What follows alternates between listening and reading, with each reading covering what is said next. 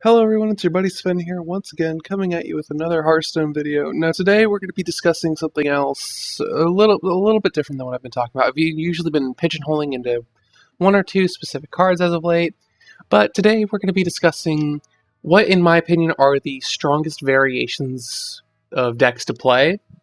And there's still some stuff that really hasn't changed.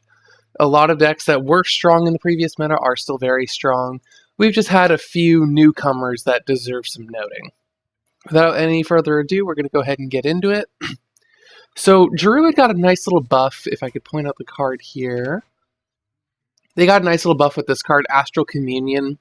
Don't get me wrong, discarding your entire hand is quite the cost, but on turn 4, gaining 10 mana crystals is really, really nice. Simply because this allows you to, at that point, if you top deck any high drop, it gets played. And say, for example, you are able to play it the moment you hit 4 mana. It opens up so many plays, because I've seen people go Ysera into Kel'Thuzad, and I know that's just like RNG lining up with it, but if you play an Astral Communion deck, odds are you have a really high curve because you want to play Astral Communion as quick as possible. This allowed Druid to speed up. In essence, it is kind of that Ramp Druid feel, but Ramp Druid got a nice little buff with Astral Communion coming into the game. Face Hunter is still really the best Hunter deck in my opinion. Beast Hunter got a nice buff, though, with the card Ram Wrangler. Battle Cry, if you have a beast, summon a random beast. He's a very fun card. I got to experiment with him in the Tavern Brawl. Had some pretty good luck with him, getting guys like Gazrilla and King Crush. But in all honesty, I feel like Face Hunter is still the strongest Hunter deck, and that'll be the case for a long time until the meta shifts, which I don't know if it's going to do anytime soon. We had some pretty cool stuff come in with mages. Mages still have a variety of ways to, overall be very effective. Their new legendary Ronin was pretty strong. But really, Ronin will only see play in a spell damage deck, so stuff like Malagos, Dalaran Aspirant.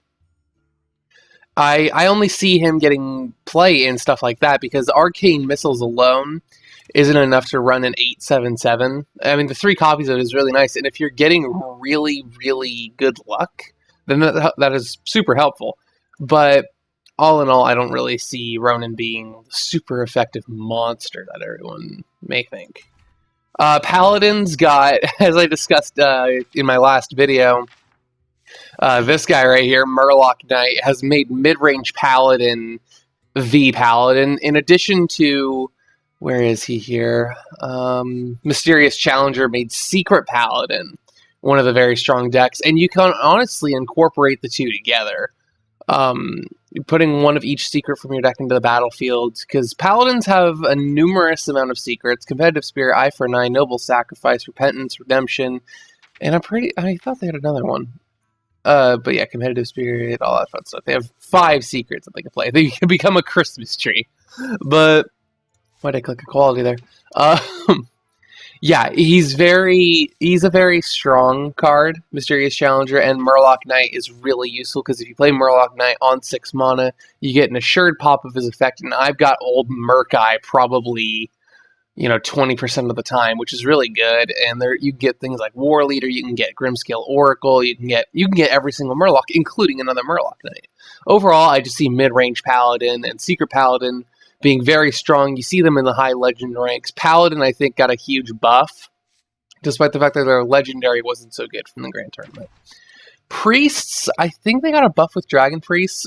Flash Heal was a really nice addition for them. Odds are you may have one of these if you've been opening Grand Tournament packs, but 1 mana for 5 health. If you run Alchemy, that's a 1 mana for Mind Blast, basically to anywhere on the field. Overall, they got some really good stuff. Holy Champion is a really strong card because a Holy Nova with a fairly condensed ward for you, it becomes a mighty, mighty swinger. It's really gross. They have some good stuff, but overall, Confessor Paletress being the Inspire Summon a Legendary on turn 9, you get an assured pop for effect. But overall, I mostly see Priests still being the same kind of deck. Rogue's got some really interesting stuff. They definitely had a Nerubian focus. from what I saw. Let me try to find it here. Well, actually, before we go into that, one of my favorite cards from them was Cut Purse, the new expansion. The 2/2/2. Whenever he attacks a hero, he adds a coin to your hand. I've actually managed to do some really nice stuff with Cut Purse. He's a really fun card to play. I'd recommend giving him a shot if you have one. I play a 1-of usually if I was to have him. But Beneath the Grounds, 3 mana, shuffle 3 ambushes into your opponent's deck, and then when drawn, you summon a 4/4 Nerubian. That's really strong because not only does it inflate their deck with something that's going to be beneficial to you, the benefit to you is a free 4/4 body. And technically, if you were to get all 3 off, it's 12/12 worth of stats for 3 mana, which is absurdly good. In addition, they got Burgle, which Burgle, in my opinion, might be one of the best spell cards to come out of the Grand Tournament. 3 mana to add 2 random class cards to your hand from your opponent's class. That's really strong. That is super, super strong. In my mind, it's not getting a lot of attention when it really should. It is a very, very, very good card. I cannot stress that enough. The next card that I was thinking of, yeah, Anubarak.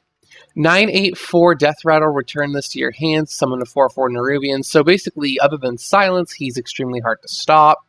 But 9, you're basically investing all of your mana that turn into getting these Nerubians out. But Beneath the Grounds, in my opinion, does a better job bringing Nerubians out. So Shamans, as I mentioned a little bit earlier, totems. This pack was literally totems. Totem Golem, a 2/3/4 for an overload of 1. Hands down, in my opinion, it's one of the best 2-drops in the game. Where was the other card I was thinking of? Tuskar Totemic to summon any random totem. I think half the time when I play this card, I get a Flame Tongue. Really strong card. Even though it's a 3/3/2, which isn't the ideal, he has a really strong effect. Where is he? Thunderbluff Valiant also. 5/3/6, Inspire, give your totems to attack. This effect procs after your hero power finishes up, meaning that your new totem gets to attack. That's really strong. I don't have him, but I'm literally 2 copies of him away from being able to play a really good Totem Shaman deck. I'm looking forward to it a lot. Warlock's got some interesting stuff. The fact of the matter is you're still going to see Zoolock and Handlock. I don't see things changing too much. I already spent an entire video covering Dreadsteed, who in my opinion is the best card to come out of the Grand Tournament for Warlocks. I just don't see a whole lot else changing the way Warlocks are played. Patron Warrior and Control Warrior are still the ways to play Warrior, in my experience. Things like Gromesh. Varian Wren really did a good job, but I see Varian Wren showing up in Control Warrior just as a, turn 10, we're going to just try to start wrapping things up here. Overall, Warrior did not change too much. They're still the same old lovely Warrior deck that we knew, or if you don't like playing against the same Warrior deck you hate. But anywho, that about wraps it up. Hopefully I did a pretty decent job covering, the ways to play, not the ways to play each class, but what's been popular as of late. The Grand Tournament did change a few things, but I don't think it was as big as some people wanted. But in my mind, that's kind of okay. It gave us some ways to fight the meta. Paladins can fight Face Hunter, stuff like that. There's actually a counter to getting your face blown in, which is pretty cool with me. Anywho, leave a like if you like what you heard in this video, and please hit that big red button down below. Subscribe to my channel, and if you do, thank you so very much. I look forward to talking with you guys in the comments, and just getting your overall opinions on what you think of the new set as well. Anywho, this has been Sven. I'll see you on the next video. Take care.